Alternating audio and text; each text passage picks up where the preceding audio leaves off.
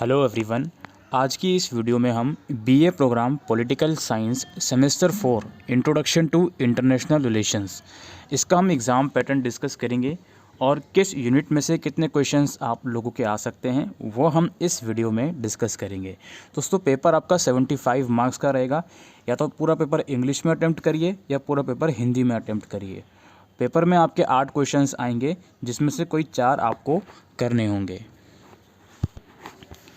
तो पहला क्वेश्चन हमारे पास है, critically analyse the realist theory in international relation.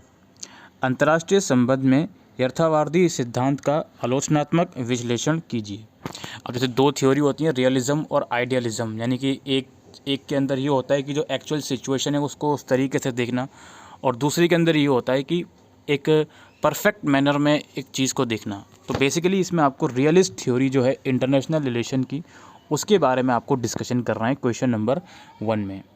इसके बाद है, what do you understand by complex interdependence, explain. जटिल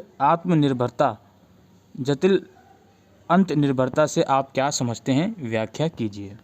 क्वेश्चन नंबर 3 है, how does J Ann Tickner analyse the realist theory discuss. तो जे एस टिकनर हैं जो कि एक पॉलिटिकल थिंकर रही हैं, उन्होंने रियलिस्ट थ्योरी को किस तरीके से एनालाइज करा है इसके बारे में डिस्कशन करना है। वैसे आपके यूनिट के अंदर जे एस टिकनर का ज़्यादा फोकस फेमिनिस्ट पर्सपेक्टिव में रखा गया है, बट इस क्वेश्चन में आपसे पूछा गया है कि रियलिस्ट थ्योरी को जे एस टिकनर ने किस तरीके से एनालाइज करा है। जे एन टिकनर यथार्थवादी सिद्धांत का विश्लेषण कैसे करती हैं, विवेचना कीजिए। क्वेश्चन नंबर 4 है, explain various dimensions of the world system theory in international relation. अंतर्राष्ट्रीय संबंध में विश्व व्यवस्था सिद्धांत के विभिन्न आयामों की व्याख्या कीजिए। इसके बाद है, discuss the development of cold war from 1945 to 1962। तो भाई कोल्ड वार के रिलेटेड पूरा इंपॉर्टेंट क्वेश्चन आ गया है। 1945 से 1962 तक शीत युद्ध के विकास की विवेचना कीजिए। ठीक है, इस टाइम ड्यूरेशन के अंदर कोल्ड वार जो हुई थी उसमें क्या क्या डेवलपमेंट हुए वो सब चीज़ें आपको बतानी है, पूरा एक्सप्लेन करना है। 6th क्वेश्चन है, what are the basic determinants of Indian foreign policy. Bharat की विदेश नीति के मूल निर्धारक क्या हैं, प्रासंगिक उदाहरणों की सहायता से विवेचना कीजिए। Discuss with the help of relevant example. जो भारत की विदेश नीति होती है उसके लिए क्या क्या चीज़ों को कंसिडर करा जाता है, किन किन चीज़ों को कंसिडर करा जाता है भारत की विदेश नीति के लिए, एग्जाम्पल के साथ डिस्कशन करना है। इसके बाद है, examine the role of India as an emerging power in world politics. विश्व राजनीति में एक उभरती हुई शक्ति के रूप में भारत की भूमिका का परीक्षण कीजिए। कैसे इंडिया जो है एक ओवरऑल वर्ल्ड पॉलिटिक्स के अंदर इंडिया की पावर कैसे इंक्रीज़ हो रही है, या फिर इंडिया का रोल कैसे इंक्रीज़ हो रहा है और डोमिनेंट हो रहा है, वो चीज़ आपको इसमें एक्सप्लेन करनी है।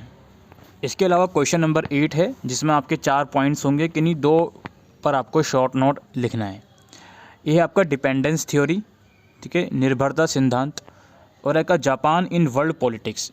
वर्ल्ड पॉलिटिक्स के अंदर जापान का क्या योगदान है, जापान का क्या रोल है, क्या डोमिनेंस है, वो बताना है। ठीक है, विश्व राजनीति में जापान।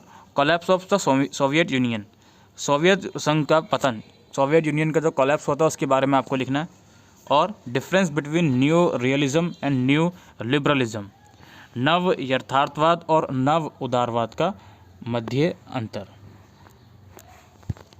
अभी हमने इसका पेपर डिस्कस कर लिया है। अब बेसिकली आपके मन में डाउट ये रहेगा कि कौन सी ऐसी यूनिट है जिसमें से सबसे ज़्यादा क्वेश्चंस आप लोगों के पूछे जाएंगे। तो इसमें अगर हम बात करें दोस्तों, यूनिट 1 और unit 3 is the most important unit.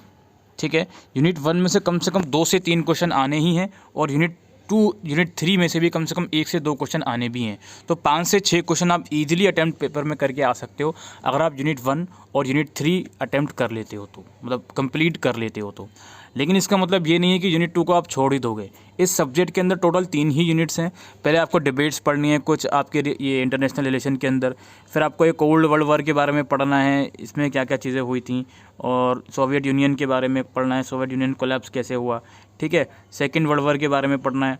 Cold world war के जो फेसिस है ना, ये बहुत इंपॉर्टेंट रोल है। इसमें से हो सकता है कोई इंडिविजुअल फेस भी पूछ लिया जाए आपसे कोल्ड वर्ल्ड वॉर का, या फिर ओवरऑल पूछ लिया जाए आप लोगों से। ठीक है। इसके अलावा जो आपकी थर्ड यूनिट है वो इंडिया की फॉरेन पॉलिसी से रिलेटेड है, जिसके मैंने दिखाया आपके 2 क्वेश्चन आए कि भारत की जो विदेश नीति होती है उसको बनाने में कौन कौन सी चीज़ें कंसिडर करी जाती हैं, और जो India as an emerging power, जो इंडिया की पावर इंक्रीज़ हो रही है ग्लोबल लेवल पर, उसके बारे में आपको शॉर्ट नोट या फिर कंप्लीट फुल फ्लेज क्वेश्चन आ सकता है। तो सबसे इंपॉर्टेंट यूनिट 1 है, यूनिट 3 है, देन फिर यूनिट 2 है। यूनिट 2 अगर आप टच करोगे, बिल्कुल ऑब्वियसली आपको करनी चाहिए, तो सबसे पहली चीज़ आप ये करना कि सेकेंड वर्ल्ड वार और कोल्ड वर्ल्ड वार के बारे में पूरा समझ लेना है कि ये कहाँ से इसकी शुरुआत हुई, इसका ओरिजिन क्या है, इसके कॉजेज़ क्या हैं, कंसिक्वेंसेस क्या हैं, ख़त्म कब हुई। ठीक है।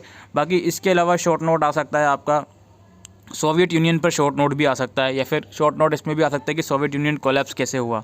ठीक है। और वर्ल्ड पॉलिटिक्स के फेवर में अगर मैं बात करूं तो जापान के ऊपर या रशिया के ऊपर नोट आ सकता है। तो ये सब चीज़ें आपको इस चैप्टर के अंदर करना है। ठीक है। और फर्स्ट यूनिट के अंदर एक जे.एन. टिकनर की ये फेमिनिस्ट पर्सपेक्टिव आपकी थ्योरी है, हालांकि पेपर में नहीं देखने को मिली, लेकिन ये भी इंपॉर्टेंट है, इसको भी आप ज़रूर से करके जाइएगा। बाकी आइडियलिज्म और रियलिज्म में से कोई एक ना एक तो ज़रूर आना ही आना है, दोनों में डिफ्रेंशिएट भी आ सकता है, अदरवाइज़ एक ना एक थ्योरी तो दोनों में से आनी ही आनी है। ठीक है। बाकी ये वर्ल्ड सिस्टम अप्रोच आपको देखने को मिला पेपर के अंदर, डिपेंडेंस थ्योरी देखने को मिली शॉर्ट नोट के अंदर। ठीक है जी। तो ये इस तरीके से क्वेश्चन आप लोगों के आएंगे। मैं अगेन रिपीट करता हूँ, पहले यूनिट नंबर 1 पूरी करना, फिर 3, फिर सेकंड यूनिट पर आना। ठीक है। बाकी अगर सेकंड यूनिट अगर आप शुरू करते हो 3 से पहले, तो सेकंड यूनिट में पहले आप कोल्ड वर्ल्ड वार का पूरा सिस्टम समझ लेना और सेकंड वर्ल्ड वार का पूरा सिस्टम समझ लेना। उसके बाद अगर आप चाहो तो थर्ड यूनिट पर डायरेक्ट कर सकते हो, बाकी चीज़ें कंप्लीट करने से पहले। ठीक है। तो यही सब था दोस्तों आज की इस वीडियो में। आई होप ये वीडियो आपको यूज़फुल लगी हो, तो वीडियो को शेयर कीजिएगा। Thank you.